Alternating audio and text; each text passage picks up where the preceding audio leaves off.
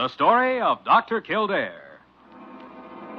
Whatsoever house I enter, there will I go for the benefit of the sick. And whatsoever things I see or hear concerning the life of men, I will keep silence thereon, counting such things to be held as sacred trust. I will exercise my art solely for the cure of my... The story of Dr. Kildare, starring Ayres and Lionel Barrymore. Metro-Goldwyn-Mayer brought you those famous motion pictures. Now this exciting, heartwarming series is heard on radio. In just a moment, the story of Dr. Kildare. But first, your announcer.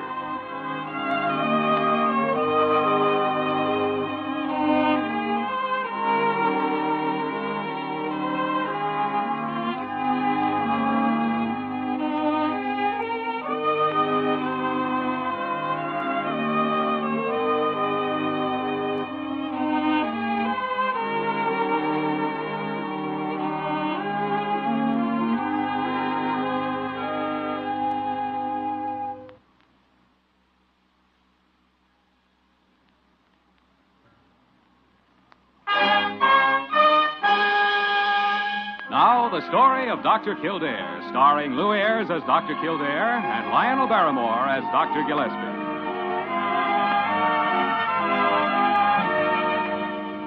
Blair General Hospital, one of the great citadels of American medicine. Clump of gray-white buildings planted deep in the heart of New York.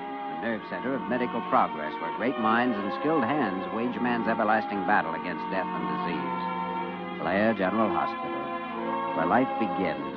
Where life ends, where life goes on.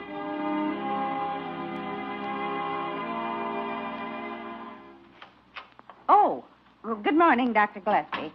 Parker, did I or did I not have an appointment to assist the Red Cross in the opening of their new East Side Blood Donor Center? Oh, yes. Now, let me see. I have it right here. Yes. Oh, yes. You're due there at 10 o'clock Wednesday. Yes. Oh, good heavens. Exactly. 10 o'clock yesterday morning. It just happened to slip my mind. I can explain the whole thing. If You just... idiot.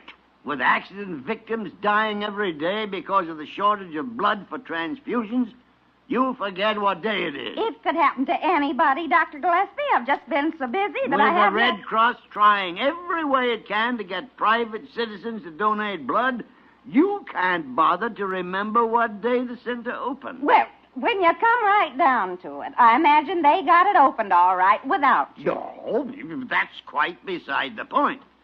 At the moment, I am dealing with the fact that you are an incompetent, scatterbrained, What? unornamental, and utterly useless nincompoop. Well, Now give me my hat. here, take it. I've got to go over there and apologize for a fault that wasn't even mine, because I can't tell them that my dull-witted nurse is simply not interested in their efforts. I'd like you to know that I have an appointment over there Saturday myself to donate a pint of blood, so there. Parker, I wish you'd donate 10 pints.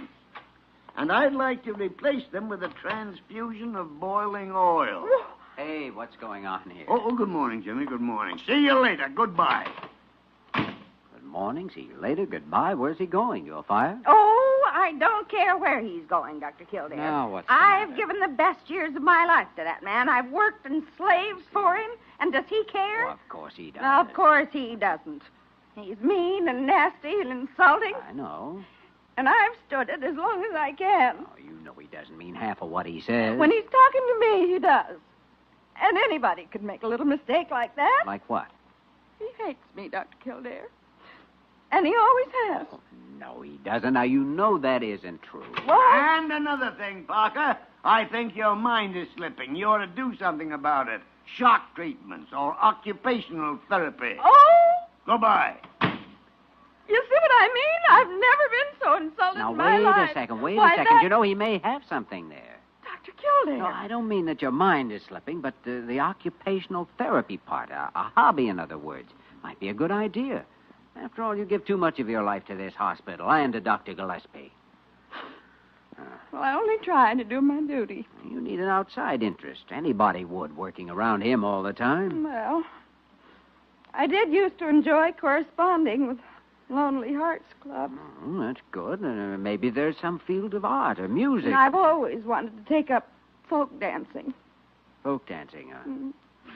Of course, I have heard that bird watching is nice. Well, there's no doubt of that. Highly entertaining. I really think the Lonely Hearts Clubs are the most fun, though. Yes, I imagine. Well, I guess hobbies are always a matter of personal preference. Just don't be hasty, Parker. Just think it over.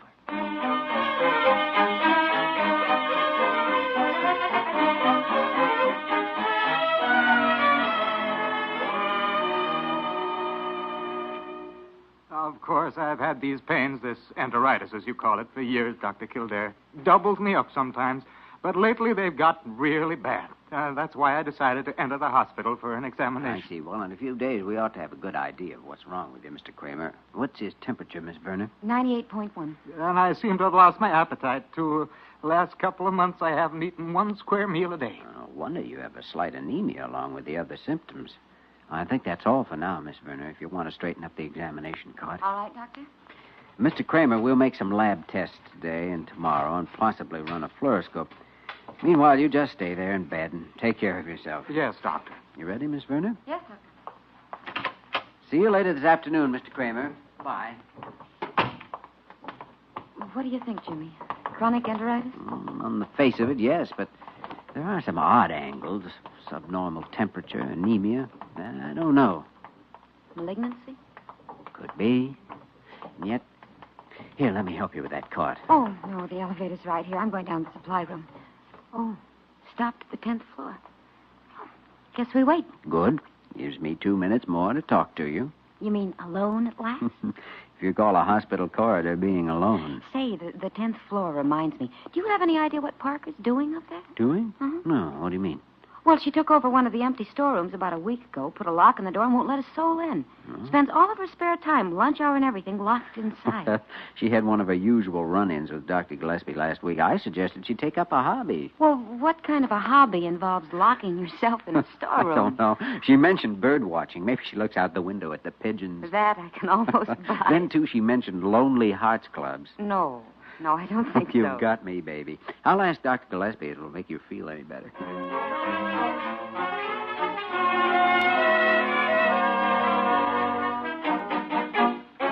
No, confound it, Jimmy. I wish I did know. She's up to something, all right, but I can't find out what it is. But you have been trying. Well, naturally. I'm concerned with the activities of my assistants and I feel responsible for them. To be sure. But I can't find out a thing.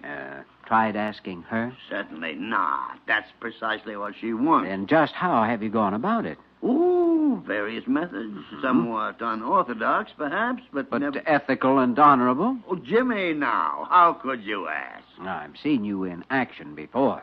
Necessity supersedes all ethics. And curiosity does, too. Is that it? Well, confound it, she comes in here with packages and bundles all wrapped up and then hides them up there in that storeroom. Well, who wouldn't be curious? I still think you ought to try asking her. I couldn't ask her if I wanted to. All right, then. How about taking a look at this case report on a patient of mine? All right, let's see it. Oh, it's Kramer, huh? I've already seen it, Jimmy. A case of chronic enteritis, no doubt about it. But what about these symptoms I've underlined? They don't fit.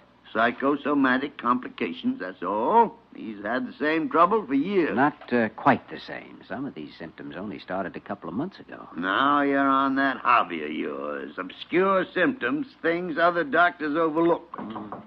Come in. Miss Parker. Inasmuch as you're employed in this office, knocking before you enter is quite unnecessary. I prefer it that way, Dr. Gillespie. Yeah. The keys you ordered were just delivered. Here they are. Keys? Why, I don't know what you're talking about. You know very well what I'm talking about. You had them made from a wax impression of my storeroom key. Ridiculous. It certainly is. Because I put a new lock on the door last night. Are you actually implying that I might go snooping up there behind your back? I am. By the great horn spoon. I wish you'd find some new expression, Dr. Gillespie. That one gets so monotonous.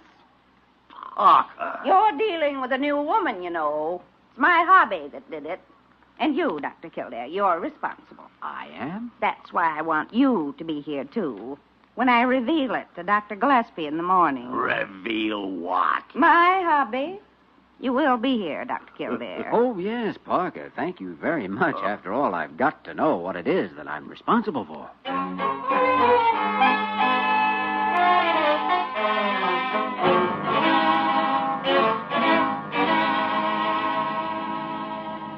o'clock. Confound it. She said 10 o'clock. Why isn't she here? Relax. She'll be She's here. due any minute, Dr. Gillespie. She had to wait for the freight elevator, so I came on ahead. Come in. Good morning, all. Well, Miss Parker, I'm glad you... What's the hammer for? Hey, now, wait. Oh, don't be silly, Dr. Gillespie. I'm just going to drive a nail in the wall. Here, in front of your desk. There. Well, by the... Don't you dare say by the great horn spoon. Tarnation. Wait just a second now, everybody. I have it right outside the door. Better brace yourself, Jimmy. I've been braced since yesterday. Now, don't anybody look till I get it hung up. Yes, about... Yes. Well, there it is. What is? My hobby, my first oil painting. It's called The Operation. Like it? By the thunderation. Mr. Cuddlepox was absolutely amazed. Cuddlepot? My instructor. Cuddlepot. Cuddlepot. Parker, is that thing supposed to be regarded as a painting? Why, of course. You see, it's my impression of an operation. This blob down here is a kidney. Ooh. And these are scalpels. And this is an ether mask. It's all sort of modern. Modern, yes, to be sure, yes. And is it your intention to hang this painting here in my office? Oh, yes, I did it for you. And I'm expected to sit here and face it 7 days a week after week? Yeah, I guess that's right. Do you really like it? Like it? Parker, I have never before seen a more hideous monstrosity in my whole life. Dr. Gillespie. I have never before realized the full extent of your hatred for me. To do a thing like this. It goes. It's got to go. Oh! Well, I guess I'd better get back to work. Yeah, I'll go with you. Now, you wait a minute, you two. Yes? Well, what are you looking at me like that for? I didn't mean... Well, confound it, it's not my fault.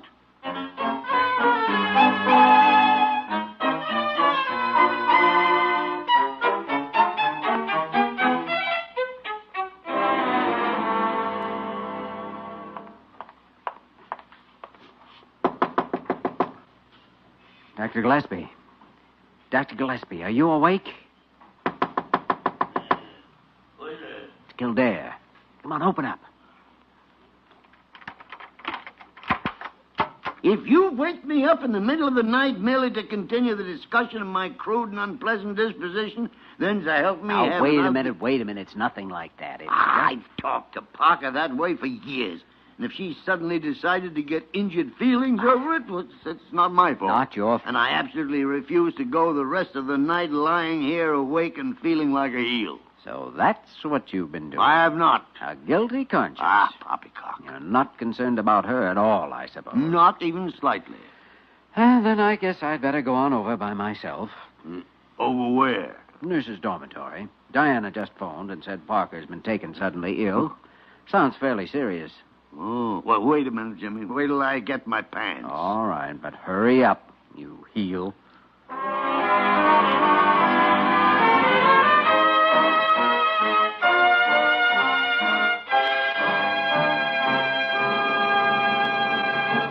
We return to the story of Dr. Kildare in just a moment.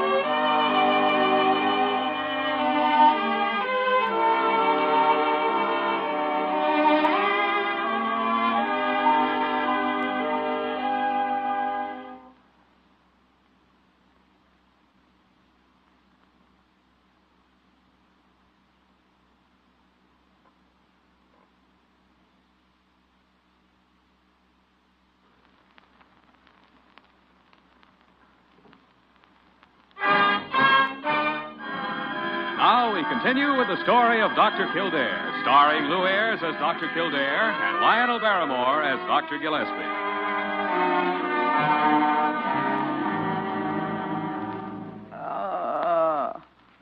Now, take it easy, Parker. It's going to be all right. Oh. Parker, how long has it been since these abdominal pains started? Oh, I don't know. Must have been nearly an hour, Jimmy. She held out for quite a while before she called me. Transverse muscles of the abdomen as hard as a rock. Oh. I've got some Belurgil here in the kit. It might help. I'll get it. What do you think is wrong with me? A little hard to tell just yet. Oh, you're just being kind. You don't want me to know. Confound it, Parker. I've warned you for years to stop eating marinated herring and Boston cream pie before you go to bed. Oh, it's not indigestion. I know it's not. It's something worse. Well, whatever it is, we'll find out and take care of it, so don't worry. Oh, Diana, will you call Wayman and have him bring a stretcher over? All right, Jimmy. Well, I suppose we may as well go over. All right. Dr. Gillespie, can I ask just one favor? Oh, I guess so. What is it? If Yes. If I don't pull through, can the painting stay? Oh, Parker, you're not going to die of a bellyache. But if I do, will you keep it to remember me by? Oh, well, yes, confound it. I'll look at it all day and keep it in my room all night. I'll come on, Jimmy. Okay. She's faking it. Including abdominal spasms, cramps in the legs, peripheral neuritis. And it's nothing but a simple case of acute indigestion. You know better than that. Are you by any chance implying that this whole thing is my A fault? nervous reaction caused by your brutality, Doctor? Yeah. No, I don't think so. That's only your guilty conscience implying it. Yeah. There's something vaguely familiar about those symptoms of hers. This is no time for a hobby. I think maybe it is. Look, why don't you take over for a half hour? I want to do some quick reading. Reading about what? Symptoms. Well, I hope you come up with something. We can't have anything happen to her, you know. Softening up a little, eh? Well, I've always been fond of Parker, but also I'm thinking of the promise I made about that painting.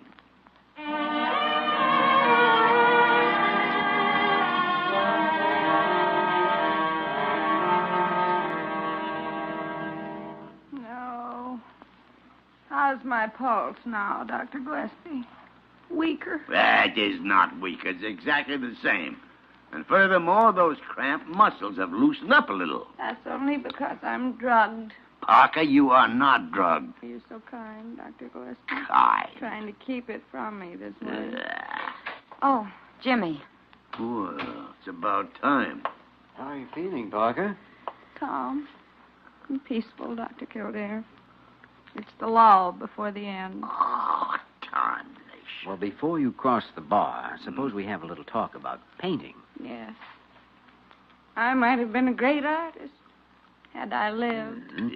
And now, as I understand it, you've been working on this painting during your lunch hours. Is that right? And breakfast and dinner, too.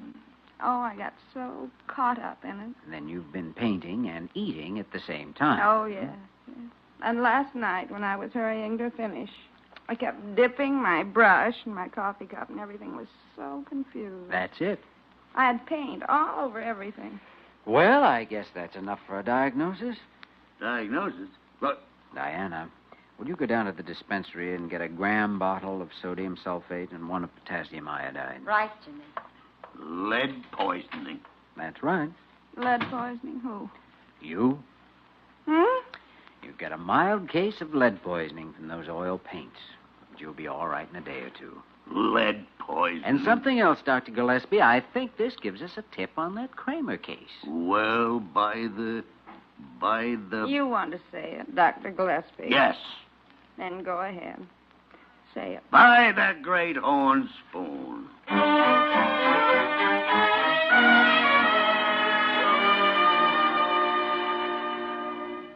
Why, yes, Dr. Kildare, I have noticed peculiar cramps in my legs during the last 2 months, but I assumed it was just a new pain from the same old trouble. Mr. Kramer, did you change occupations by any chance a couple of months ago? Take up a new hobby or anything of that sort? Why, no, the only new thing I did 2 months ago was to install a processing furnace to treat floor sweepings. Oh? Yes, from the different jewelry plants around the city. There's always a lot of gold and silver filings in the stuff, but still not enough to pay the individual plant to process its own. Just what is this process, Mr. Kramer? I mean, How do you go about recovering the metal?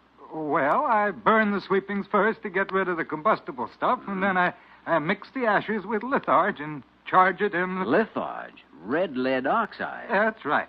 Melted lead picks up the filings and it dissolves them. All right, Jimmy. You win. Mm-hmm. Chronic lead poisoning. You mean that's what's the matter with me? That's right, Mr. Kramer. The symptoms were hidden by this long-standing enteritis of yours, and that's your trouble. There's no doubt of it. Well, can you cure it? Yes, we can take care of the poisoning by a few days' treatment with sodium sulfate and potassium iodide. And then I think we can break down that enteritis. All of which leads us to one conclusion, Mr. Kramer.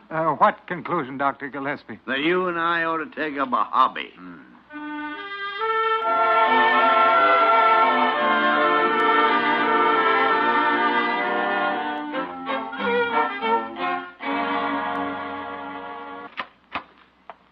Morning, Dr. Gillespie. Come in, Jimmy. Come in. Any, new case of lead poisoning this morning? All right. Rub it in. I got it coming to me. Should have recognized those symptoms right away. Both of us should have, so I guess we're even. How's Parker? I don't know. I haven't been up to see her yet this morning. Probably just couldn't tear yourself away from contemplating that little token of her affection. Jimmy, if I have to sit here and look at that confounded painting one more day, I'll have lead poisoning. That's a fine attitude when she risked her life to paint it for you. She could have died, you know. All right. I have treated her with a certain lack of consideration in the past. That's an understatement. And I felt guilty thinking about it the last couple of days. So? So I'm going to change all that when she comes back to work. I'm going to be kind to her, courteous, friendly, and considerate. Dr. G of the Beaver Patrol. Yes. Good morning, Dr. Gillespie. Parker. Dr. Kildare? Why, Parker? You shouldn't be out of bed this soon. I didn't expect you back before the end of the week. Well, that's awfully kind of you, Dr. Gillespie. But duty calls, you know. Nonsense. There's no duty as important as your health and well-being. Oh, you're so considerate. Isn't that the truth, Parker? I've often noticed it myself. Jenny. Sometimes when I've said things to you that I didn't mean, well, I could just bite my tongue off. I know exactly how you feel, Parker. I've done it, too. And to one of the most competent, charming, and intelligent women I've ever known. Thank you, Dr. Gillespie. Would anyone mind if I opened a window? And, Parker, I insist that you go back to bed and take care of yourself. Well, I still feel a little shaky. So if you really do insist. I do. All right, then. And I'll arrange to have the painting taken out this afternoon sometime. Well, I know you don't like it. Oh, no, Parker. Why, I think it's a most amazing piece of work. Marvelous technique, delicate sensitivity. Dr. Gillespie. Are you sure you're not just saying that? Of course I'm sure. Personally, I love it.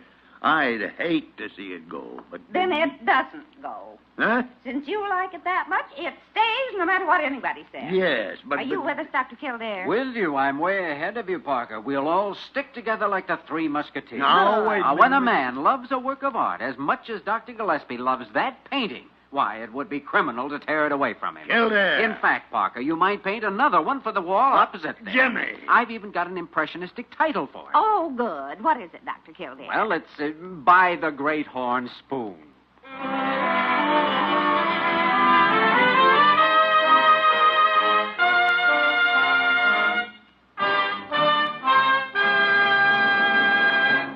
In just a moment, we will return to the story of Dr. Kildare.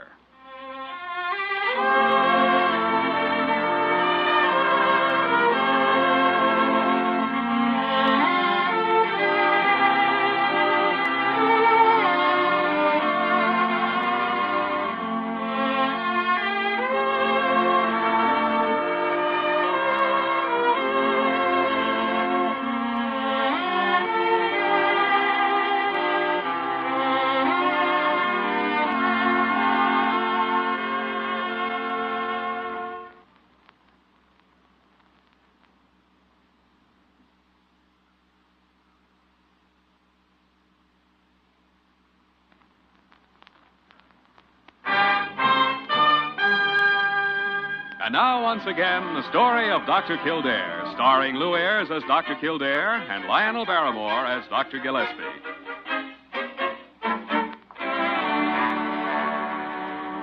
Now, wait a second, Dr. Gillespie. Are you trying to tell me that she still hasn't said a word about it? That's right, Jimmy. He hasn't mentioned it once. And it's been 4 days now. Oh, that's amazing. Unless, of course, she had the painting taken down herself. Well, could be, but I'm not going to ask her. Just let her well enough alone. That blank wall never looked so good. Oh, I don't know. I was getting used to it. Scarcely noticed it anymore. Well, I noticed it. Mhm. I couldn't get used to that nightmare of variegated delirium tremens in 50 years. It looked like a busted tamale.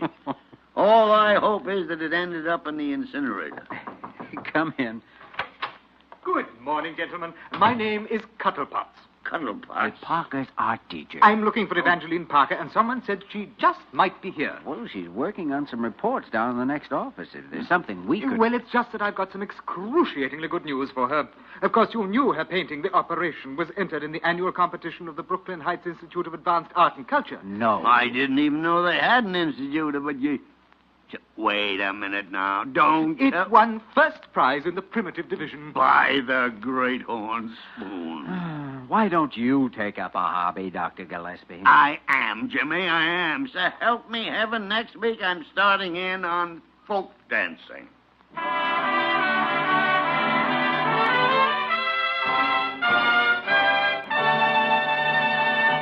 You have just heard the story of Dr. Kildare, starring Lou Ayres and Lionel Barrymore. This program was written by Les Crutchfield and directed by William P. Russo. Original music was composed and conducted by Walter Schumann. Supporting cast included Virginia Gregg, Georgia Ellis, and Ben Wright. Dick Joy speaking.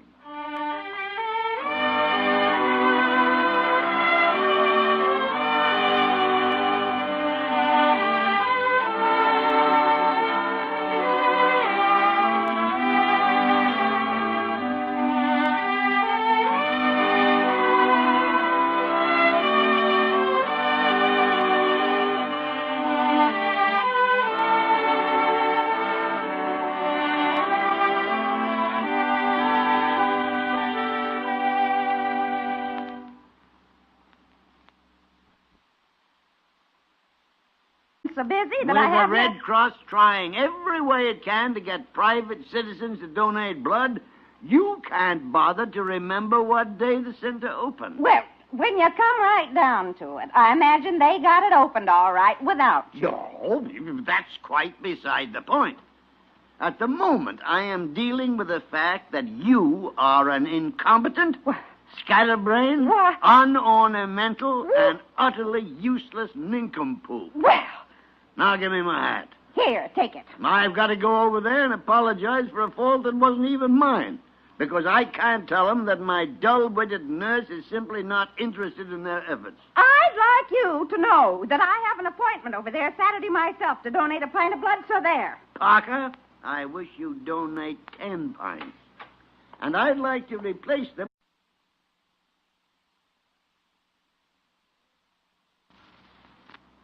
The story of Dr. Kildare. Whatsoever house I enter, there will I go for the benefit of the sick. And whatsoever things I see or hear concerning the life of men, I will keep silence thereon, counting such things to be held as sacred trust. I will exercise my art solely for the cure of my...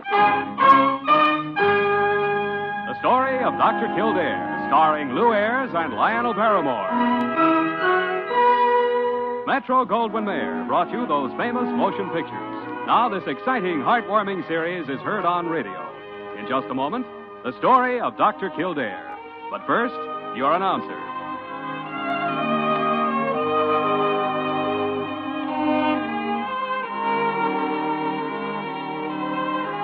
Lasting battle against death and disease. Blair General Hospital, where life begins, where life ends, where life goes on.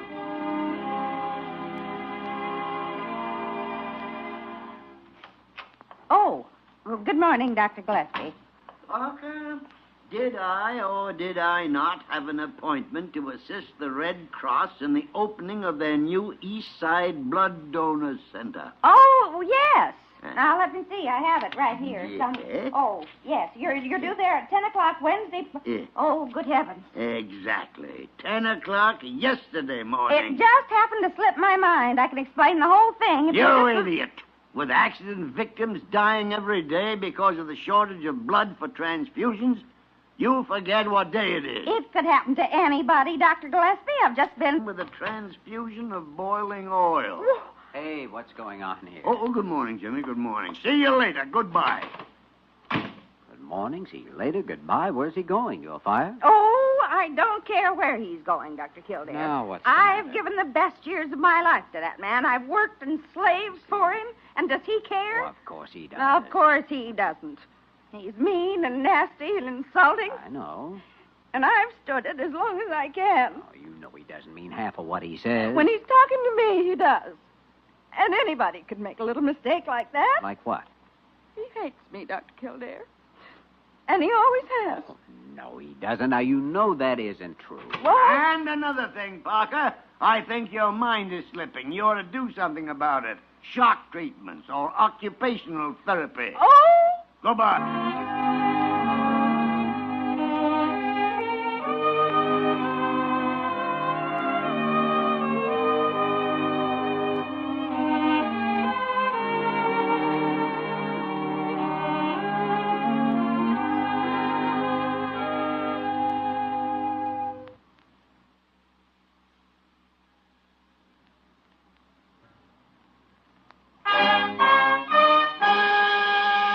Now, the story of Dr. Kildare, starring Lou Ayres as Dr. Kildare and Lionel Barrymore as Dr. Gillespie.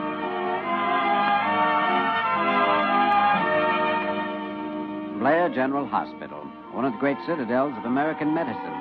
Clump of gray-white buildings planted deep in the heart of New York, the nerve center of medical progress where great minds and skilled hands wage man's everlasting